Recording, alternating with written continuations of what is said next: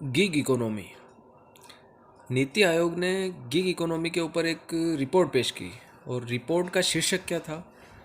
तो रिपोर्ट पेश करी, उसका नाम था India's booming gig and platform economy. India's booming gig and platform economy, इस शीर्षक से एक रिपोर्ट प्रस्तुत करी। और इस रिपोर्ट में उन्होंने बताया कि जो गिग कर्मचारी हैं, उनकी जो संख्या है 2020-21 के अंदर 77 लाख थी, 77 लाख। और नीति आयोग ने अनुमान बताया कि ये जो बढ़कर 2029-30 के अंदर 2.35 करोड़ हो जाएगी। क्या अनुमान बताया कि 2029-30 तक 2.35 करोड़ हो जाएगी। और यही नहीं, इसमें खास बात यह है कि जो गैर कृषि क्षेत्र है, गैर कृषि वर्कफोर्स जो है, वो गैर कृषि वर्कफोर्स का 6.7% ये 2.35 करोड़ लोग होंगे। और भारत का जो कुल है, भारत में जो कुल आजीविका है उसका 4.1% है ये। इसके बाद अब बात कर लेते हैं कि गिग कर्मचारी क्या होते हैं, किन्हें गिग कर्मचारी कहते हैं। तो सबसे पहले ये कि घंटे के आधार पर अस्थायी तौर पर काम करने वाले वर्कर्स को गिग कर्मचारी कहते हैं। घंटे के आधार पर अस्थायी तौर पर काम करने वाले वर्कर्स को गिग कर्मचारी कहते हैं। अब गिग कर्मचारी का पता चल गया है, तो अब गिग इकोनॉमी के बारे में जान लेते हैं कि ये क्या होती है। गिग इकोनॉमी यह एक मुक्त बाजार प्रणाली है जिसमें क्या होता है कि अस्थायी जो पद होते हैं, अस्थायी पद सामान्य होते हैं। यह एक मुक्त बाजार प्रणाली है जिसमें अस्थायी पद सामान्य होते हैं और जो संगठन होता है वो पूर्णकालिक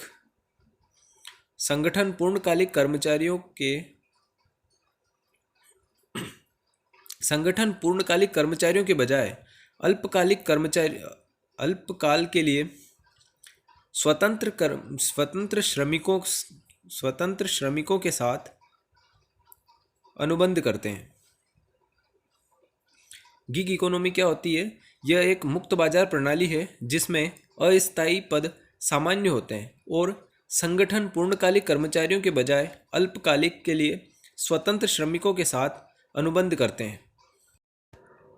अभी जो गिग इकोनॉमी और गिग कर्मचारी की जो बात करी, उसके बारे में जान लेते हैं कि उसकी वैधानिक परिभाषा क्या है। वैधानिक परिभाषा क्या है उसकी, वो देख लेते हैं। तो सामाजिक सुरक्षा संहिता 2020 के अनुसार, जो सामाजिक सुरक्षा संहिता 2020 है, उसके अनुसार गिग कर्मचारी वह है जो व्यक्ति होता है जो पारंपरिक नियोक्ता कर्मचारी संबंधों के बाहर जाकर या बाहर काम करता है, जो पारंपरिक नियोक्ता कर्मचारी संबंधों के बाहर काम करता है या कार्य व्यवस्था में भाग लेता है तथा ऐसी गतिविधियों के माध्यम से अपनी कमाई करता है या फिर उसकी आय होती है, ऐसी गतिविधियों के माध्यम से कमाई करता है, उसे गिग कर्मचारी कहते हैं। भारत में श्रमिकों की अगर आंकड़ों की बात करें कि भारत में गिग श्रमिकों के आंकड़े क्या कहते हैं, तो जो गैर कृषि क्षेत्र हैं, जैसे कि खुदरा व्यापारी हो गया या फिर खुदरा व्यापार हो गया या फिर उसकी बिक्री हो गई, तो इसके अंदर जो श्रमिक काम करते हैं वो काम करते हैं 27 लाख। इसके अंदर 27 लाख कर्मचारी काम करते हैं।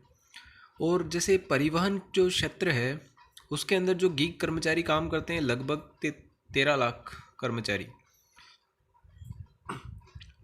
अब इन श्रमिकों की बात करें कि इन श्रमिकों में कितने प्रतिशत कुशल हैं, कितने प्रतिशत अकुशल है या फिर कम कुशल है और मध्यम कुशल कितने हैं।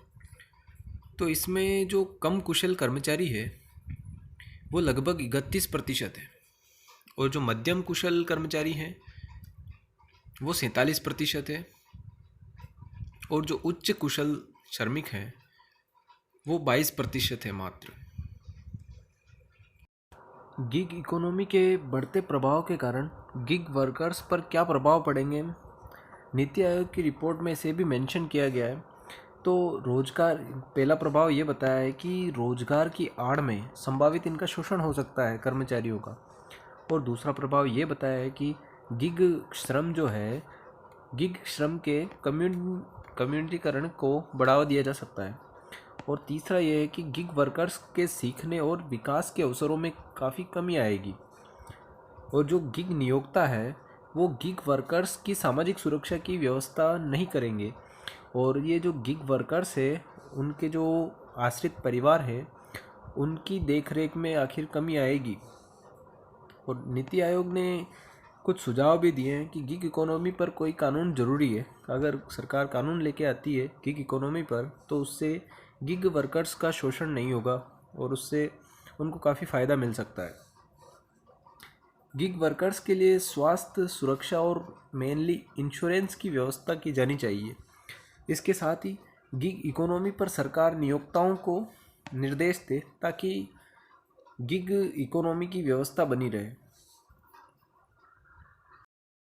एक बार आरएस मुख्य परीक्षा में सनराइज इंडस्ट्रीज से क्या अभिप्राय है ये प्रश्न आया था, क्योंकि उस समय सनराइज इंडस्ट्री जो टर्म है वो काफ़ी चर्चा में बना हुआ था। इस प्रश्न का उत्तर आप देने का प्रयास कीजिएगा।